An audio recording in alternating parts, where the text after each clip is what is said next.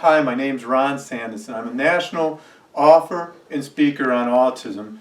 11 of my events were canceled up until May due to the coronavirus. So I'm putting online my messages and presentations. I have 2 nationally published books, Parent's Guide to Autism, Practical Advice, Biblical Wisdom by Charisma House, and Thought, Choice, Action, a book on St. Augustine and spiritual growth. Today I'm going to be speaking on empowering individuals with autism for transition and growth. My greatest struggle with autism wasn't my speech delay. My speech was so delayed when I was 7 years old, my brother Chuck would introduce me to people saying, "You need to meet my brother Ron. I think he's from Norway because he speaks Norwegian." I was in intense speech therapy all the way from age 2 to age 16.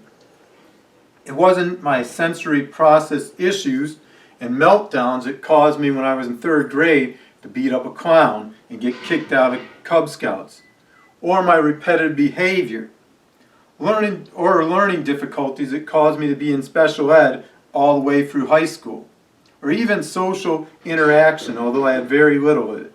Although these were a challenge for me, but my greatest was employment. Only 3% of people with autism are gainfully employed in the U.S. I did not experience gainful employment until age 32, even though I had 2 bachelor's degrees and a master's degree from Oral Roberts University. I'm currently gainfully employed now for 12 years in the mental health field. I received a 22% increase in pay this past year, and I've been a professor of theology part-time at Destiny School of Ministry for 17 years. I also founded Spectrum Inclusion, which empowers young adults with autism for employment and independence. And I speak at over 70 events a year, including 20+ educational conferences. And currently with Corona, these have been canceled or postponed. The best description I heard of the challenge of having autism and being employed was from a coworker who I'll call Mr. Elson. When I worked at Crossroads for Youth, coworker Mr. Elson, who had a master's degree in social work and was diagnosed as a teenager with Asperger's, told me, "People like me are the last to get hired and the first to get fired. I just lack common etiquette in the workplace. I say the wrong thing to the wrong person at the wrong time, and I end up being fired. The only job I've been able to maintain is a taxi driver because clients are forced to listen to my stories since I'm in the driver's seat." Mr. Ellison only lasted a few months at Crossroads because of his inability to maintain control over a small group of juvenile offenders. Ryan, a 14-year-old, kicked a soccer ball and hit Mr. Ellison square in the head. About 30 seconds later, he'd say, "Oh, was I just hit by a soccer ball or something?" as the kids roared into laughter. They had rewards for the kids if they gained their points for the day, and they could get pop or candy. But when Mr. Ellison was on duty, he'd just open up the refrigerator and say, "Free pop for everyone," or open the candy stash and say, "Take your candy." And when confronted by coworkers or supervisors as he was eating a Kit Kat, he'd say, "Oh, rookie mistake." The last I heard, Mr. Ellison was driving a Uber for a living. So if you're in a Uber and you hear crazy stories, it just might be Mr. Ellis. Most high school seniors look forward to graduating with expectations of attending college and having meaningful careers. Many young adults with autism, when graduating, fear the future and feel anxiety with transitioning into adulthood, especially moving out of their parents' home. Transition can include completing school, gaining employment, participating in post-secondary education, contributing to a household, participating in community, and experiencing satisfactory personal and social relationships. Skills an individual with autism needs to develop for successful transition are self-management, self-determination, home living, employment, and community involvement. And throughout this presentation, we're going to look at these issues. I've interviewed hundreds of young adults over the years who struggle with employment and learned how they were able to gain these skills and become more self-efficient in the workplace. Here's a picture of me in Temple Grandin. Only 58% of high school students with autism had a transition plan by age 14, as required by a federal law. Temple Grandin wrote, about 50,000 people with autism turn 18 every year in the United States alone. That's a little late to be thinking about adulthood. I tell parents by the time their kids are 11 or 12, parents should be thinking about what the kids are going to do when they grow up. Nobody needs to make a final decision at that point, but the parents should start thinking of the possibilities so that they have time to help prepare the child. For an individual with autism or Asperger's, 3 keys to independence are learning to handle transition, grow through life's challenges, and developing social skills for employment. They one time asked a lumberjack, if you had 8 hours to get a tree cut down that's huge, what would you do first? He said, I'd spend 6 hours sharpening my axe and the final 2 cutting down the tree. And skills that are sharpened will make the child or young adult with autism prepared to go into the forest of the world and be successful. These qualities lead to greater independence and self-efficiency. My parents empowered me for academics and employment by teaching me life skills and helping me develop a healthy self-esteem. My mom advocated for me to receive accommodations in education for my learning disabilities by me receiving speech therapy, tutoring, and extended time on exams in college. My dad, with his Protestant work ethic, always said, if a man will not work, he shall not eat. 2 Thessalonians 3:10. When I was 12 years old, I was cutting our acre lawn with a heavy push lawnmower for $10 a week. I had my first job outside the home at age 14 as a busboy at Bill Knapp's. And this was a restaurant famous for giving you a chocolate birthday cake on your birthday and for being known or nicknamed as God's waiting room because of its ancient clientele. Having a job from an early age helped me learn life skills such as budgeting and saving money, dealing with angry and sometimes irate customers, and making friends with coworkers. My parents never allowed my disability of autism to hold me back in life or to be used as an excuse or crutch. I was reminded of the importance of self-efficiency and the ability to adjust to life's transition by a patient I'll call Jeff. In his early 40s, Jeff was admitted to the hospital because his elderly parents in their 80s were unable to care for him, and his siblings advised him to be placed in a group home. For the next 2 months, while Jeff was in the hospital, 3 times a day, his mom would bring him McDonald's, Tim Hortons, or RJ Pubs. A fellow patient who was only 18 years old noticed the care Jeff's mom gave him with all the good food and said, "Man, you have it made." Jeff looked at the 18-year-old and said, "No, man, you have it made. You're young. You have another 25 to 27 years in which you can live with your parents. My time is almost up." Finally, Jeff's parents gave in 2 days before Christmas and brought him home for the holidays. In interviewing hundreds of young adults with autism, I've discovered that the greatest hindrance to growth and transition is a hopeless complex and fear of the future. There's a picture of Michaela and Rudy. Rudy is an emotionally support pet. He's the first emotional support pet who needs more emotional support than his autistic owner.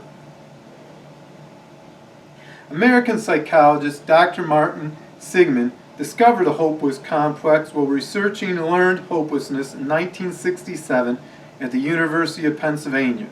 Learned hopelessness is a behavior that occurs when individuals are experiencing failure enough times that they believe they are incapable of success, causing them to stop even trying. Dr. Martin and his partner, Dr. Mayer, were conducting electric shock experiments on dogs, a highly controversial method viewed by today's standards with all the animal lovers. I myself am an animal lover. I have my honey badger here, which is my mascot, and my mascot of the prairie dog. So I understand all the animal lovers out there. The way they did their experiments is the first group of dogs received a painful shock on the right side of the lab, learning quickly to move to the left side to avoid shock again. Second group received shocks on the left side, so they learned to move to the right. However, the third group was shocked on both sides, so they remained in their spots, intelligent enough to realize that no matter where they moved, they would feel the shock. They learned hopelessness. Or as Dr. Martin said about the third group, all dogs go to heaven, but group 3 is going to get there much quicker. Dylan Volk, author of Bad Choices Make Good Stories. Here's a picture of the young man. Describes a hopeless complex perfectly when he says, "My life is such a minefield of failures, no matter how hard I try, and I try really hard. I can't keep a job, I can't keep a girl, I can't even keep track of my belongings, for God's sake. Even with my perpetual optimism, everything in life tends to go wrong, more wrong than I ever thought it could. I feel like my optimistic nature is being slowly and painfully eroded by my increasing, soul-crushing life experiences." Some of the causes of hopelessness with people with autism include bullying, difficulty with communication from speech deficits, struggles in academics from learning disabilities, a distorted perspective of all or nothing thinking, sensory issues, and failure in relationships, employment, and social interaction. When you think about it, most young men, when they meet other people, the first thing the person's going to ask them is, "Hi, my name is, what do you do for a living?" Now imagine someone asking you what you do for a living when you're unemployed, living in your parents' basement. That makes it very hard socially to interact when so much of our identity with males is in our occupation. The fruits of the hopeless complex include despair, lack of motivation, fear to try new things, depression, anxiety, and other mental health issues. Psychiatrist Dr. Tony Atwood states, there's a picture of me and Dr. Tony Atwood, that 80% of young adults and individuals with autism suffer from severe depression or anxiety throughout their lifetime. Imagine this. This is my story. Every milestone and major event in my life took me longer than my peers and brothers. I graduated from high school at 20. People wanted me to wait one more year so I could be 21 and be the designated buyer, not driver in the high school. I was 35 years old before I had a long-term relationship. 36 when I moved out of my parents' home. 37 when I got married. 41 when I became a father. 42 when my first book was published, A Parent's Guide to Autism. 43 for my second book, Thought, Choice, Action. And I'll be 45 when my third book comes out, Views from the Spectrum. Here's a picture of me signing my contract for my third book. These delays in achievements can be very depressing, and they can also create anxiety of the future. What will I do when my parents are too old and I'm still stuck in a home? Will I end up in a group home? Will I end up homeless? Dana Bowman, an animation film producer, says, "English is my second language, autism is my first." Here's a picture of Dana. There's a picture of my book first. And what she means by this is that autism affects every part of her daily life. We had a doctor at the hospital I work with who was in his 80s, and he was from Japan, and he had a stroke, and after having his stroke he could no longer speak English anymore, but only Japanese.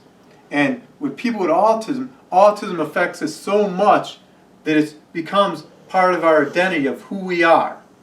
And our purpose is not to make an autistic person less autistic when working with kids with autism, but to help an autistic kid who struggles or a young adult struggle less. Because autism will affect every part of development and the way that we develop. Autism affects self-efficiency by development not following a normal linear progress. Judith Newman, author of To Sierra with Love, writes, children with autism don't develop skills in the kind of steady progress of neurotypical children. They're more of a herky-jerky quality to mental and emotional growth, meaning that they may not be able to do something for a very long time and then all of a sudden they're able to do it. Most children will learn simple words like red, blue, or color words or cat, but some kids with autism will be nonverbal and all of a sudden be able to say complete sentences without the normal progression of development.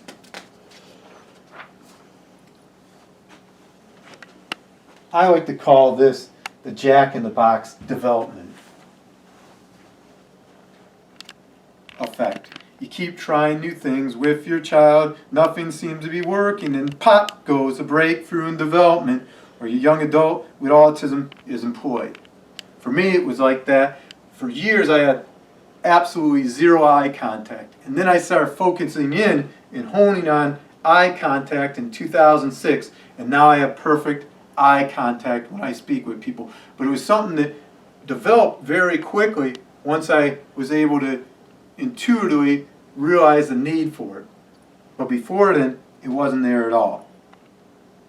Most people take for granted social skills and communication like proper eye contact, pronouncing words, or filtering comments. It took me years to perfect these social etiquette.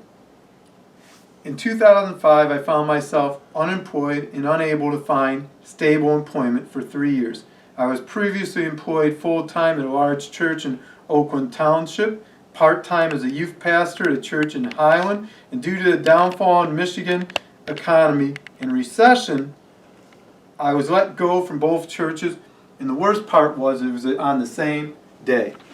My employment during this time was like the t-shirt I got at Five Below. I hate my job. Oh, please. For the next 3 months, I experienced unsteady employment, working 4 months at Corky's skate shop for $5.25 an hour, 5 months at a moving company, and the remainder at Crossroads for Youth as a youth specialist. During this dark season of my life, I did a self-examination as to what was holding me back in life and realized it was my social skills. My journal entry for 4/13/06, and it's interesting, is that 4 is the month of April. So this was in the month of April. I'm writing about autism issues, even though I didn't know I was writing about those autism issues that were holding me back. Work on your people skills and pray for God to develop people skills in you. I also listed in my journal 7 methods to improve my people skills. For the next 3 years, I focused on refining these communication skills, and by age 32, I had them mastered. And here's the actual entry that I had written down in my journal in 2006. 7 ways to improve people skills. Seek first to understand, then to be understood. We on the spectrum, when a thought comes into our mind, we like to just spew it out. 3 ways of doing this is, ask yourself, is it true what I'm about to say? Is it kind? And is it necessary? If it's not necessary and you're on the spectrum, you got an idea that comes through, maybe you should hold it back or ask a mentor in the workplace if it's appropriate to say. No monotone. Ron, you sound like a robot. I remember the first girl I ever asked out on a date when I was in high school as a freshman. She was a senior. She said these words right when I was about to ask her if she'd like to go for coffee.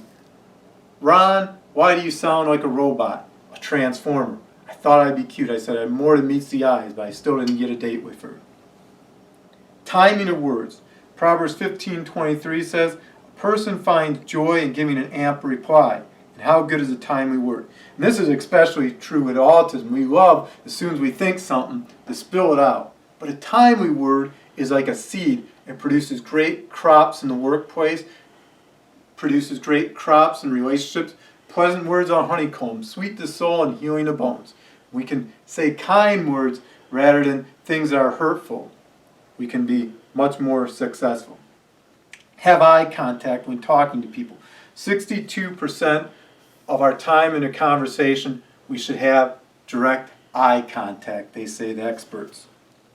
Pronouncing TH and L words by using proper tongue movements. And with autism, when I get tired, I'll mess up my TH and L words. And I have to always think before I speak to make sure I do them right. Pray and seek the Lord. And number 7, develop strategy for people skills by imitating friends who have those skills. Having a hope complex was essential for me in developing relationships. Find success in academics, handling transition, and acquiring gainful employment. Proverbs 13:12 says, hope deferred makes the heart sick, but a longing fulfilled is a tree of life. A healthy self-efficiency empowered me to overcome hopelessness. Self-efficiency is a person's belief that when I set about a goal, I'm going to be able to accomplish that goal and achieve my desired outcome results. Deborah, whose son has Asperger's, wrote, I'm convinced that the greatest gift we can give our differently wired kids is the knowledge of who they are, how their brains work, and what they need to do to create the life they want. Because when we guide our children along the path of self-discovery, they can feel good about themselves, develop self-advocacy skills, and ultimately grow to be self-realized adults. And if you remember Maslow's pyramid, the lowest level is self-preservation. And that's eating, shelter, but the highest level is self-realization, because when you reach self-realization, that's when you're able to fulfill your dreams. That's when you're able to do the things that you desire to do and know that you have the skills for it and the abilities to do it, and you're able to set about and accomplish anything and everything your heart sets out to do. Next picture. This is Michael. Michael, a young adult with autism, shares, the most important thing my parents did to help me with my social skills was to treat me like I was any other child. And that's great advice. If you have a child with autism, a cousin with autism, a relative, friend, treat them like any other child. Show them love, respect, acceptance.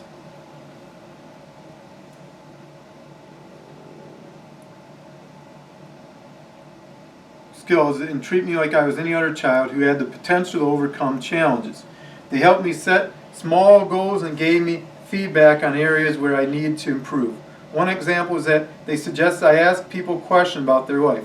This helped me to be a part of two-way conversation.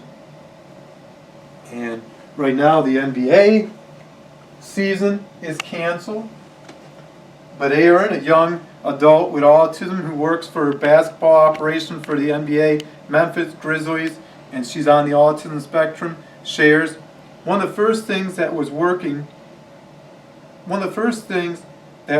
means to me is an increased level of independence. This is multifactual. With any type of employment, individuals gain some level of financial independence. Autistics are no different. Beyond financial independence, I have also gained more independence in my daily life.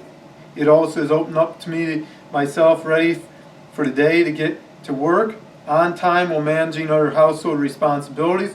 Perhaps the most important part is the independence that I've gained.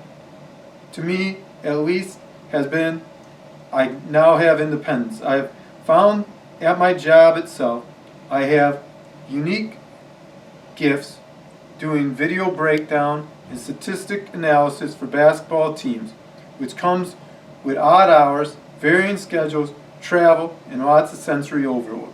Through my job, I have proven to myself I'm capable of more than what most people said I would be able to do. On a daily basis, I work on my own to complete assignment tasks to the best of my ability, going beyond what is asked of me.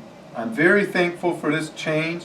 I'm happy with my job and with my newfound independent confidence. And we see that when an individual has a job who's on the autism spectrum, it gives them self-efficiency. When they have a job, they feel more confident. They feel less depressed. They feel less anxious because now they have a paycheck and know where the money is going to come from to support themselves. Developing a transition plan creates a hope for the future. As adolescents with autism prepare for life after school, transitional planning is needed to dictate goals, course of study, service, and support. Effective plans require active involvement and participation from parents or guardians, and the individual with autism, along with teachers, counselors, and educational professionals. So the more people who are professionals you have involved in an IEP, individual education plan, and transitional plan for the skills they need, the better. Because each person can add to the table different areas they see that your child has needs. When creating transitional goals, ask the questions like, what skills does my child or client need to develop? What areas is she lacking in social skills or executive function? Or how can he learn basic life skills to care for himself? Goals for students with autism must be developed for that individual and should be functional in nature with a focus on skills needed in current and future environments. It is recommended that goals for adolescents address hygiene, communication, and social skills in community, vocational, home, and leisure content. Make sure the skills you're teaching are relevant and aim for the greatest efficiency of skill acquisition. In transitioning to adulthood, some life skills may be lacking, like hygiene. Make sure to address these in the transitional goal. Temple Grandin shares, when I started living on my own, I was a slob. My new boss at the feed construction company made it very plain to me that my grooming had to improve. I greatly resented it, and when it presented me with a container of deodorant and told me that my pit stink, it is perfectly fine to be a little eccentric, but dirty or ragged, it's unacceptable, I learned.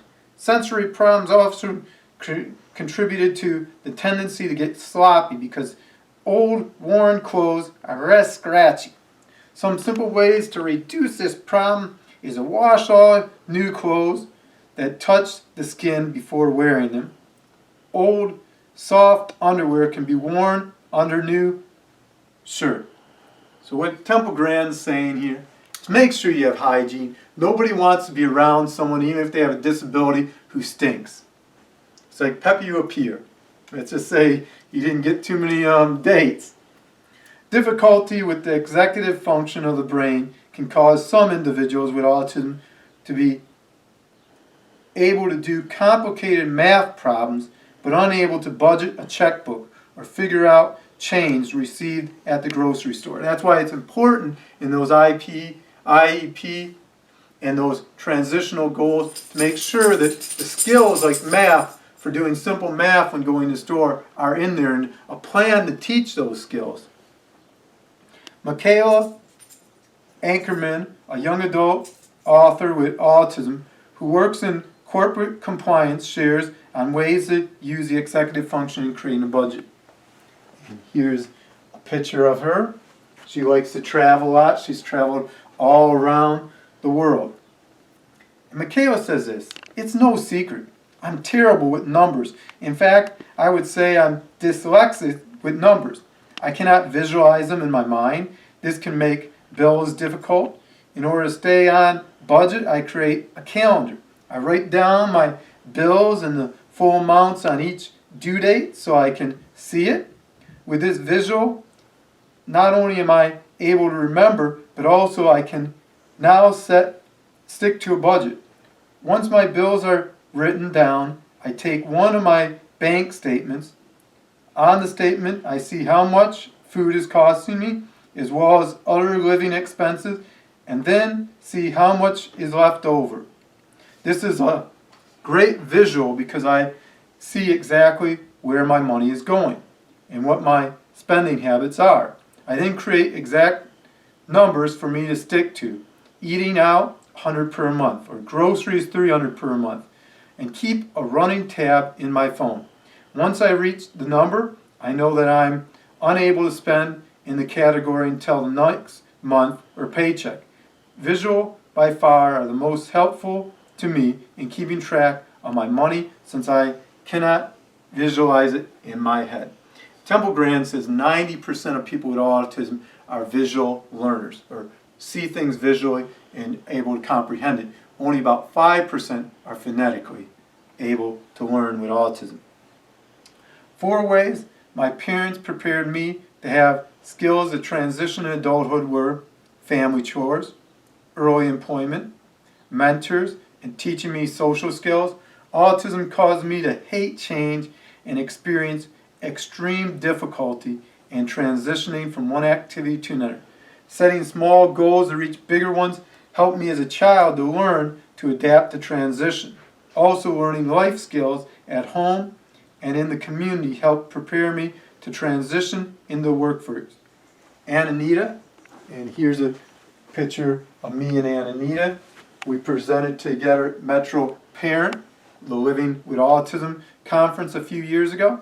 Aunt Anita, a nurse anesthesiologist with autism, shares, the job market is highly competitive for everyone, even neurotypicals. For those on the autism spectrum, it is even more difficult, but it's up to parents to get your children out there doing various jobs at early age. Start with them doing home chores, something, anything. Always, however, be sure the child's safe. Having autism and working a career job is like going to a foreign country, not speaking their language and trying to survive. To this day, all these years later, I still feel like a foreigner in a strange land.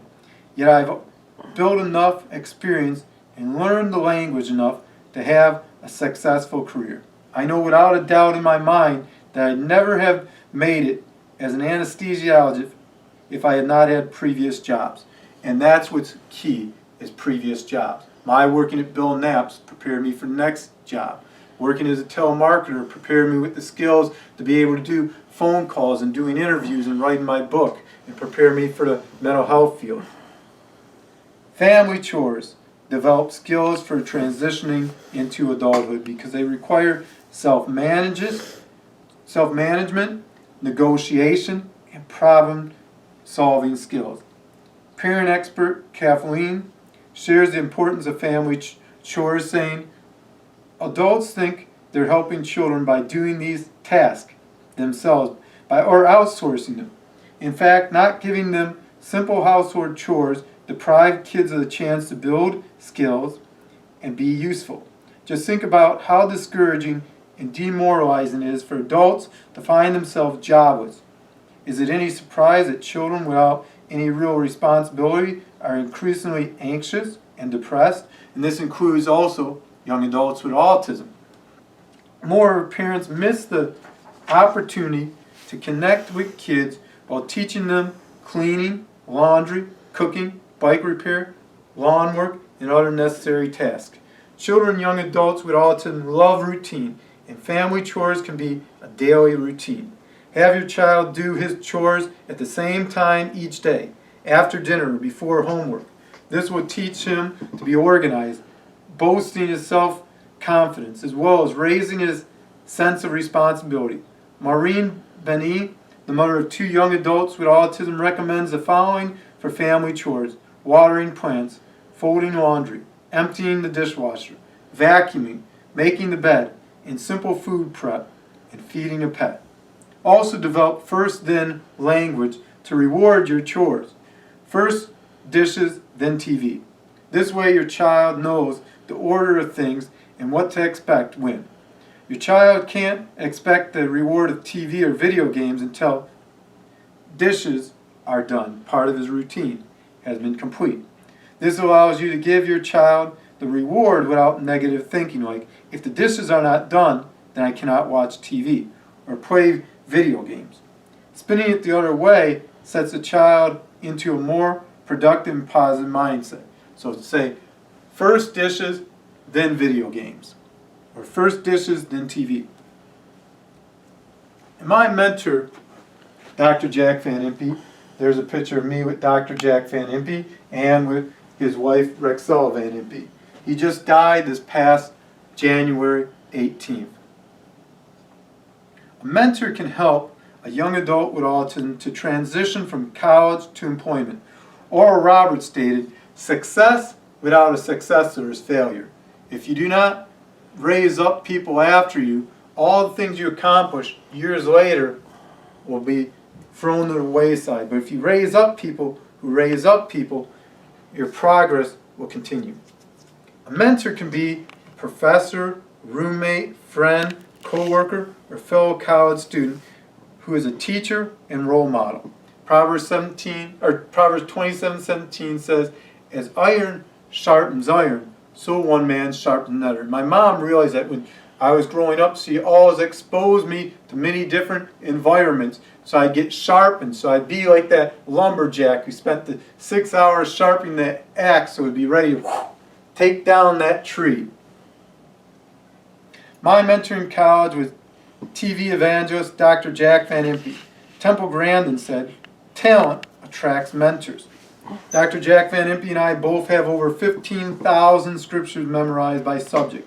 Summer of my senior year at ORU in 1999, I served as the first intern for Dr. Jack Van Impe's ministry. Through this internship, I learned the skills required for operating international ministry and was able to develop my ministry skills. Dr. Jack Van Impe shared with me his personal struggles, starting out as a traveling evangelist. In fact, Dr. Jack Van Impe has spoken live before he died to over 10 million people. And he has great ability he had to connect with people personally in ministry, and he imparted that to me. One of his closing words to me the last time I met with him, he said, "The person who carries on my ministry will have the fire of God." And I like to say I'm like a whirlwind, a fire. He also shared with me his struggles, so that when I'd struggle in ministry and in life, I'd understand that that's part of life. A mentor can also be a famous author or person. I recommend to young adults with autism to read every book they can on autism and Asperger's. Some of the authors I recommend are people like Temple Grandin. Temple Grandin's books are a great resource to learn more about autism and Asperger's. Some books I would recommend of hers are Thinking in Pictures, Different Not Less, and Unwritten Rules of Social Relationships. I learned social skills by community activities and sports. Temple Grandin wrote, "In my work as an equipment designer for the meat industry, I have seen many undiagnosed, highly successful people with Asperger's syndrome. The more structured upbringing of the 50s, 60s, and 70s taught them social rules that had helped them to fit in. These people did computer programming, designing, engineering, equipment maintenance, and accounting. During my many interviews, I have met radio engineers, television camera operators, and journalists for both print and radio who had Asperger's. These successful journalists had the benefit of the same structured upbringing that I had. Unfortunately, there are some much younger talented individuals with Asperger's or high-functioning autism who have lost their job because their upbringing was less structured. They were rude and would not obey the boss. Providing structure and rules will benefit to all individuals on the spectrum, ranging from a brilliant individual with Asperger's to an individual who remains nonverbal. So structure is important. Teaching basic social etiquette, saying hi when you meet someone, shaking hands, learning to have eye contact, also learning to be able to calm, or if you have sensory issues, being able to stem in ways that are appropriate. I have a ring that I'm able to spin, so even as I'm doing this presentation, I'm able to stem without people realizing that I'm stemming. 3 essential skills for gainful employment we're going to look at now is self-advocacy, workplace experience, and networking connections. Self-advocacy. Last year the hospital was so understaffed that the CEO and director of nurses began mandating overtime for the nursing staff.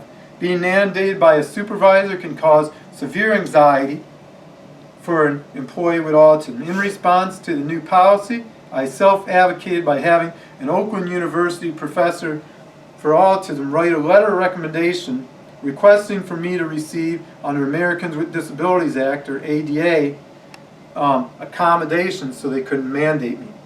Let's just say it this way. All my buddies on Friday nights and coworkers and Saturday nights were being mandated. Well, I was getting to go home on time. Disabilities sometimes do have benefits. I also use my self-advocacy skills to have my dog Rudy become an emotional support pet so I could keep him in our apartment. He helps me with my sensory issues. Here's a picture of Rudy on duty. Let's just say Rudy can eat more Barbie dolls than any animal I've ever seen. He's probably set a record for it. Barb Cook, a development, education, and autism neurodiversity employment consultant, that's a pretty long title, wrote, young autistic adults need to be heard and supported in finding their voice so they can advocate for themselves, setting them up for adulthood and a future that they can independently decide for themselves. Employees need to work with autistic people in creating working environments that support them, considering their sensory needs and value, their unique way of viewing the world, and expressing new ideas and concepts that can affect and benefit all in the workplace. Number 2, so self-advocacy is one of the skills you need in the workplace if you're a young adult. Number 2, workplace experience. I can guess what you're thinking. How can my child or client, or even myself with autism, ever gain experience if no company is willing to hire me? Carrie, a young adult with autism, states, getting experience as a volunteer or an intern may open the door to entry-level employment within the organization or company. And when I worked at Oakland Church, I interned for him for a year, and I ended up working for him for 3 years. Gaining that experience as an intern prepared me when they saw I was faithful at the job, when they saw I had skills in ministry and a heart and passion for ministry, caused me to get hired on there. A recent job study found that 42% of people responsible for hiring workers consider volunteer work equal to full-time work experience. 1 out of 5 managers responsible for hiring in the U.S. will pick a candidate who has a lot of volunteer experience. Encourage young adults with autism to try different activities, find what they enjoy, and learn skills for the workplace. And what this also provides is, by doing an internship, you realize if you want to work in that field or you don't. By going and doing your general ed classes before you do your majors, you realize the areas that you're interested in studying and maybe pursuing a career in. And all these are important. I recommend the young adults with autism begin in a community college where you can take a class for a couple $100 and find out if you like that field. Or begin in a trade where you're able to make money and use your hands if you like working with your hands, or if you like working with computers, use computer software and learn those skills so you're going to be able to compete in the job market. Also, make a portfolio. With the portfolio, show your experience, show the skills that you have, so when you go in for a job interview, a lot of times with autism, you don't want to look someone directly in the face during the interview, but if you have a portfolio, you can put it down, can offer less anxiety on your part of them looking at you, and they're looking at the pictures, and you have pictures of what you did. Just make sure it's well organized, it shares your best work, and that when they see it, they're going to see the passion you have and the quality of work you're able to bring to the workforce at their company.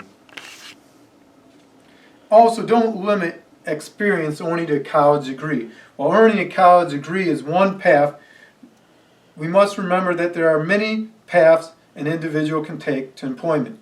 Technology and trade schools are also valuable options, and depending on the individual, the better option. Degrees are still thought of as a lifelong stamp of professional competency. They tend to create a false sense of security, perpetuating the illusion that work and knowledge it requires is static. It's not. So everything is changing. My coworker, Steve, who's a nurse who has Tourette's, shares this. There's a self-life to education, but not experience. Remember to lean into your child or client's interests as you guide them towards gainful employment, and recognize the traditional path may not necessarily be the best. In fact, one study recently found that individuals who have a trade degree from a trade school or in computers are making 30% more than someone who has a college education, and they owe about 70 to 80% less in student loans. So this could be a good path for your client to take. And this is good news for individuals with autism, since many possess a gift for attention to detail and intense focus, two attributes required in the technology field. With the increased rate of autism, there's also an increase in technology, electronic gadgets, and scientific discoveries. As Daniel said in Daniel 12:4, but you, Daniel, shut the words and seal the book until timely, and many will go here and there to increase knowledge. So we see that there's an increase in knowledge, and there's also an increase in autism to help us reach a new level in our ability of knowledge. And number 3, network connections. I got a picture right here. The symbiosis relationship in nature. And what this is it the relationship that is connection. Symbiosis is an interaction between two different organisms living in close physical association with each other to flourish. An example of this is a sea urchin and the clownfish relationship. They provide each other with protection from predators, and it provides nutrients for the clownfish in return for a safe, protective home. And my favorite example is the warthog and the mongoose. The warthog provides the mongoose with protection and with nutrition from eating the bugs. The mongoose in return gives a warthog the ability to lose the bugs that are bugging him. Likewise, like this relationship in nature, employees can benefit from unique talents individuals with autism provide in the workplace. And a good example of this is Mark Flemming. There's a picture of Mark Flemming and Rachel Barcelona. While working as a behavior analyst, Mark noticed that many children and young adults with autism were not physically active and they were overweight.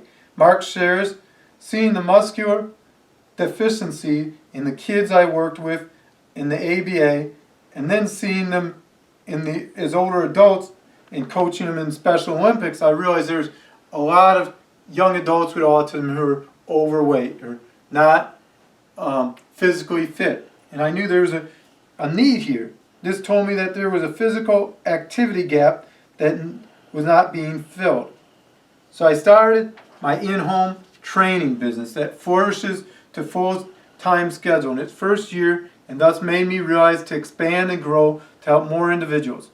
I need to open my own gym. And Mark ended up opening his own gym, Physically Fit, in Tampa, Florida. And it's a unique relationship because he has autism, so he understands autism people's needs, and he's able to help autism people. It's like that warthog. He has a unique relationship with the mongoose, or a clownfish with the sea urchins. He has a unique relationship. he's warding off the fish that are going to eat and injure it, while they're protection from the fish that would eat the clownfish.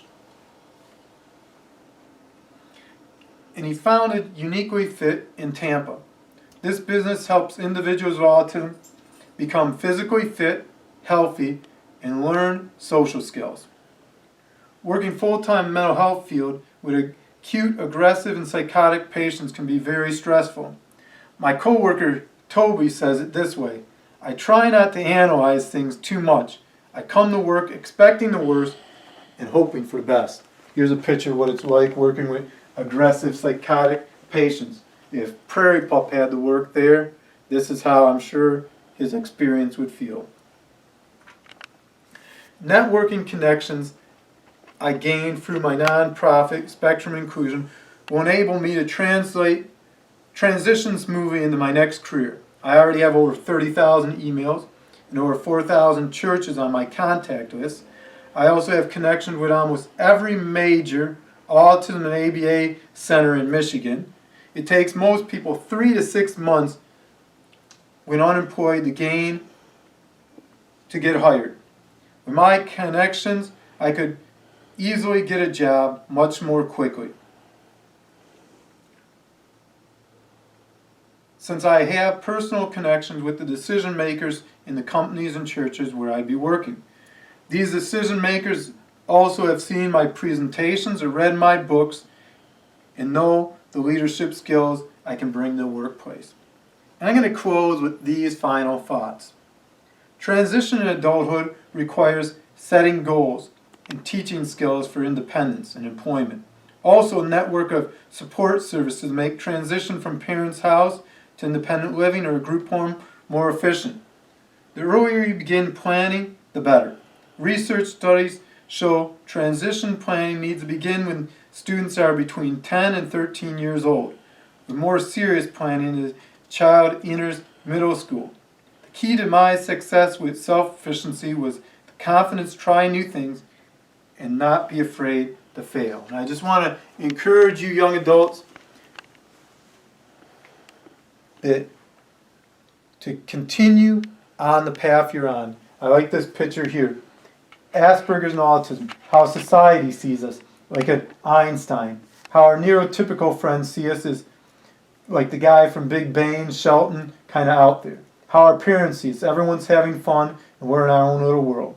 How society sees us like Spock, more interested in logic rather than reason and emotional. But how we really see ourselves, I missed my plan. And finally, this is how we really are. There it is, the good doctor, chefs, professional, parents. So never give up.